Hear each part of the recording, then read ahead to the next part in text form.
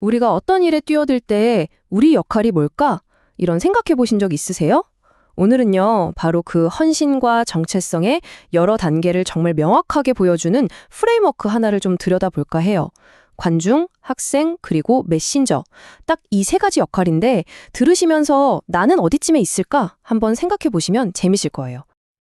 자, 그럼 바로 이 질문으로 한번 시작해 보죠. 여러분 인생이라는 여정에서 말이에요. 스스로에게 이렇게 한번 물어보는 거예요. 나는 그냥 구경하는 군중의 일부일까? 아니면 정말 헌신적으로 배우는 학생일까? 그것도 아니면 어떤 사명을 딱 받고 파견된 메신저일까? 이 질문에 대한 답을 찾아가는 게 바로 오늘 우리가 함께 떠날 여정입니다. 그럼 첫 번째 그룹부터 한번 만나볼게요. 바로 관중의 무리입니다.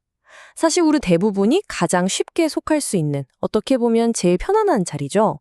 근데요, 바로 그 편안함 때문에 가장 조건적인 관계가 되기도 합니다. 고대 그리스에서는 이런 사람들을 오클로스라고 불렀다고 해요. 단어 뜻이 그냥 모여있는 사람들, 군중, 무리, 뭐 이런 거죠. 이 단어 하나에 이 그룹의 특성이 다 녹아있다고 보시면 됩니다. 이 오클로스의 특징을 보면 정말 흥미롭습니다. 이 사람들은요, 막 화려한 쇼, 엄청난 기적, 이런 볼거리에 확 끌려요. 모든 게 잘 돌아갈 때는 엄청나게 지지하죠. 그런데 상황이 조금이라도 나한테 불리해진다? 그럼 충성심 같은 건 없어요. 언제든 자기 이익에 따라 확 돌아섭니다. 여기서 제일 중요한 게 뭐냐면요. 이들은 절대로 메시지의 핵심, 그 중심으로 들어오지 않는다는 거예요. 항상 안전한 바깥에서 구경만 할 뿐이죠. 그리고 이 장면이야말고 오클로스의 본질을 가장 진짜 극적으로 보여주는 장면이죠. 종려주일 예루살렘에 입성할 때 그를 향해서 호산나 다윗의 자손 하면서 막 열광적으로 환호했잖아요. 그런데 불과 닷새 뒤에요.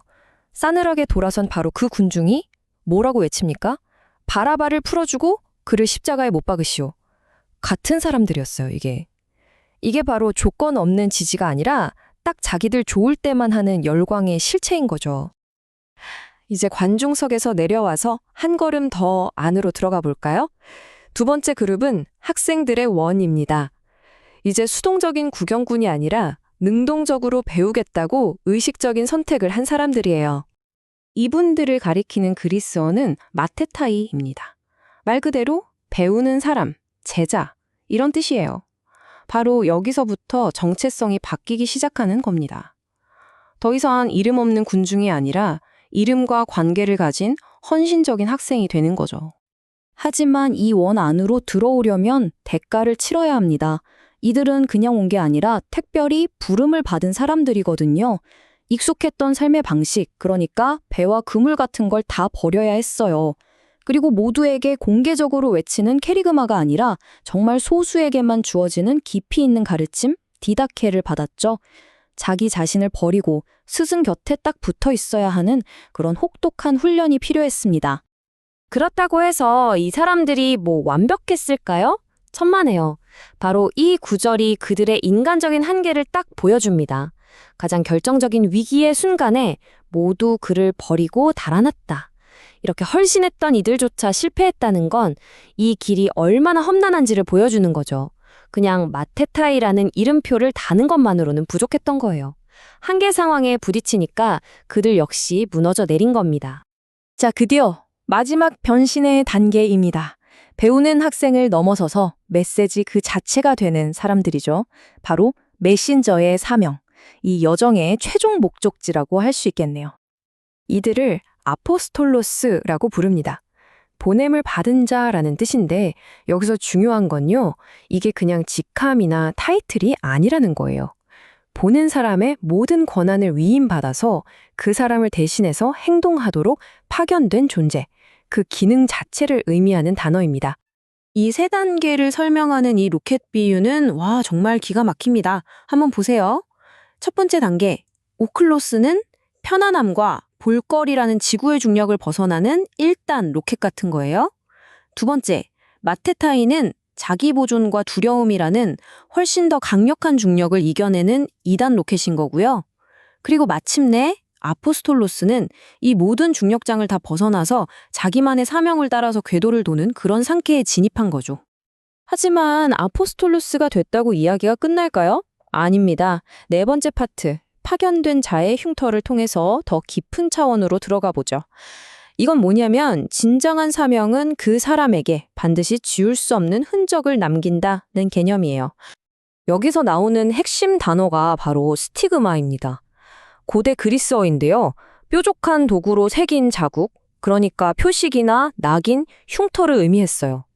그냥 생긴 상처가 아니라 어떤 의미를 담아서 의도적으로 새겨진 흔적인 거죠. 고대 세계에서 이 스티그마는 크게 세 가지 의미를 가졌다고 해요. 첫째, 이건 내 소유물이다 하고 강제로 찍은 노예의 낙인. 둘째, 나는 충성을 맹세한다 하면서 자발적으로 새긴 군인의 문신. 그리고 마지막으로 처벌의 결과로 어쩔 수 없이 몸에 남게 된 흉터. 이게 강제적이든 자발적이든 타의에 의해서든 이 모든 흔적은 그 사람이 어떤 삶을 살았는지를 보여주는 아주 강력한 증거가 되는 겁니다. 여기서 진짜 핵심은 이거예요. 이 스티그마, 그러니까 우리 삶에 남는 흉터들은요. 그게 몸에 있든 마음에 있든 남한테 자랑하려고 모으는 훈장이 아니라는 겁니다. 그건 바로 내가 내 사명을 그냥 말로만 떠든 게 아니라 온몸으로 살아냈다는 걸 증명하는 그 무엇보다 확실한 증거인 거죠. 자, 이제 마지막 파트입니다. 당신의 목적, 그리고 당신의 자리. 지금까지 우리가 나눈 모든 이야기를 이제 여러분 개인의 삶으로 한번 가져와 볼게요. 이 프레임워크가 지금 바로 당신에게 뭘 말해주고 있는지 말이죠. 결국 우리는 살면서 두 가지 근본적인 질문과 마주하게 되잖아요. 철학자 하이데거가 인류의 가장 오래된 질문이라고도 했죠. 첫 번째는 바로 이것, 나는 누구인가? 입니다. 그리고 첫 번째 질문만큼이나 중요한 두 번째 질문이 바로 따라옵니다. 그리고 나는 지금 어디에 있는가?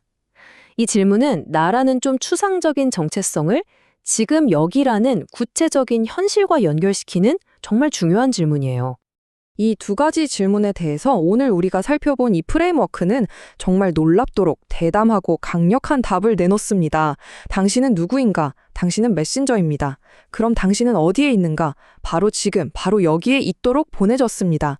그러니까 여러분의 존재는 그냥 우연이 아니라 목적을 가지고 이곳에 파견된 사명이라는 그런 선언인 거죠. 그렇다면 이 모든 걸 관통하는 마지막 질문은 이제 우리 자신에게로 돌아옵니다.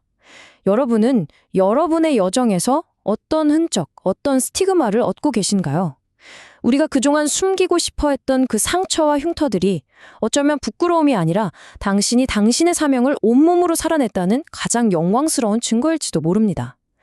여러분의 몸과 마음에는 과연 어떤 흔적들이 새겨져 있나요?